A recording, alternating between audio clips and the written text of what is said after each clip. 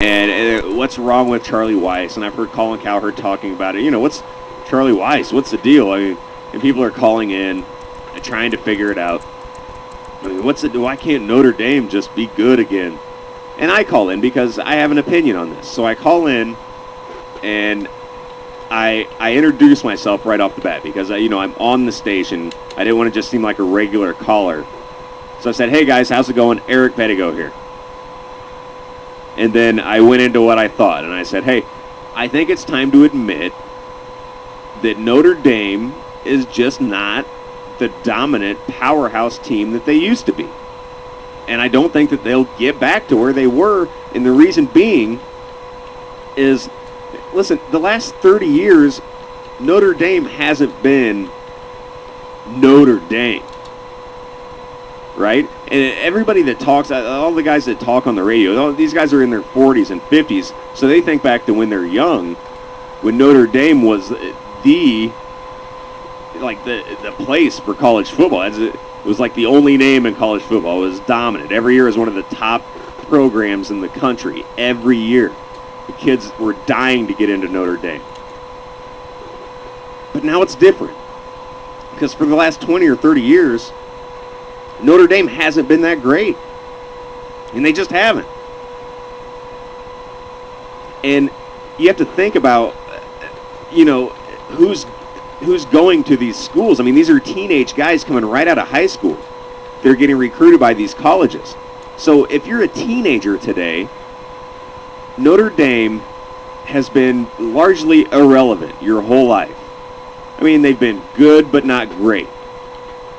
I mean, your life, you've seen what? USC, Tennessee, Texas. I mean, you've seen all these schools, Alabama. All these schools are the schools to go to. And not Notre Dame. Notre Dame's a school for old guys. And I'm not bashing Notre Dame, Elwood. Listen, I got no beef with Notre Dame. I'm just saying, and Elwood also points out, Eric, it's Ivy League. None of the schools you said are. I know, and that's another thing. It's harder to get into. So for one, some of the luster's gone from Notre Dame. I mean, just on one hand, it doesn't attract people like it used to.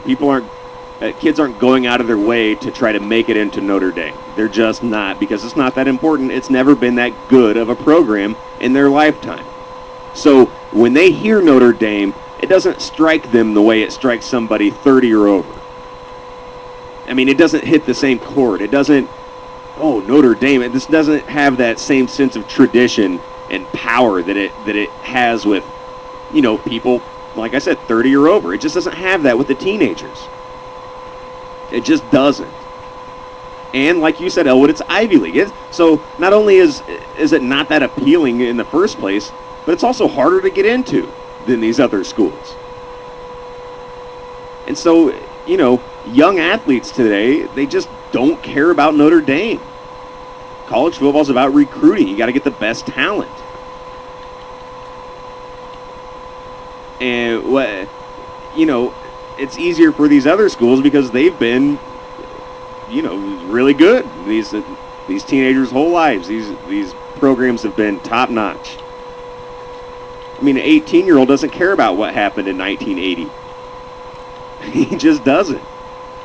A kid coming right out of high school, he doesn't care that Joe Montana played for Notre Dame. You know why? Because Joe Montana was retired before this kid can remember watching football. See, it seems different to us because we're older, and we're thinking, what, Notre Dame? What's wrong? When is Notre Dame going to get it back together? You know who it is? Charlie Weiss. That's the problem. The problem is Charlie Weiss. No. The problem is that people just don't want to go there anymore. They just don't. And it's nothing against Notre Dame, but I think it's time to accept the fact that Notre Dame's not going to be what it was. And it's okay. They'll be a good program, but they're not going to be great anymore. And we keep waiting for them to bounce back and waiting for them to get it together. Listen, it's just not going to happen. They will never be able to bring in the talent to compete with these other schools. They never will. It will not happen. So I called in and I said basically that. And, the guys went back and forth with me for a little bit. And largely they agreed with me. Right? It probably won't ever get to what it was.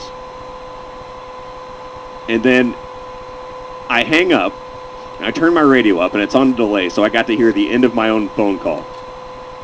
And one of them says, "Oh, that's nice. A caller stated his name before he chimed in. That's a nice touch." And I said, "Oh my God, these guys have no idea who I am."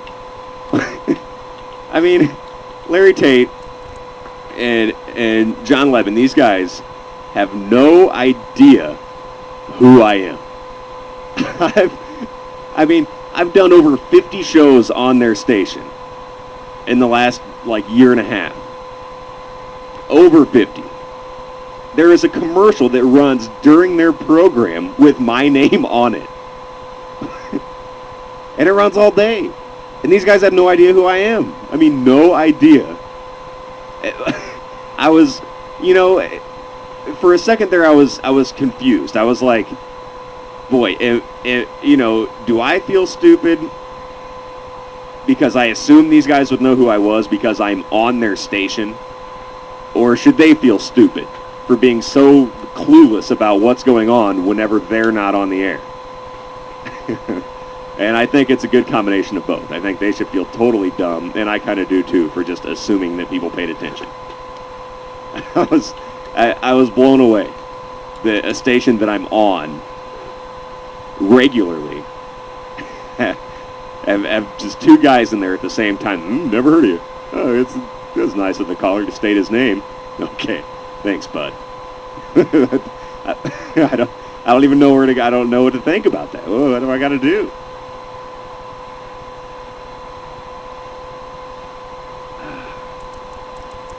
Hey, thank you guys for hanging out. If for some reason you're just tuning in or you're catching the replay or whatever, Eric Peigo Show on ericpeigo.com, also on basementradio.net. Good stuff. My throat's killing me. Let's do I'm going to do a small commercial break.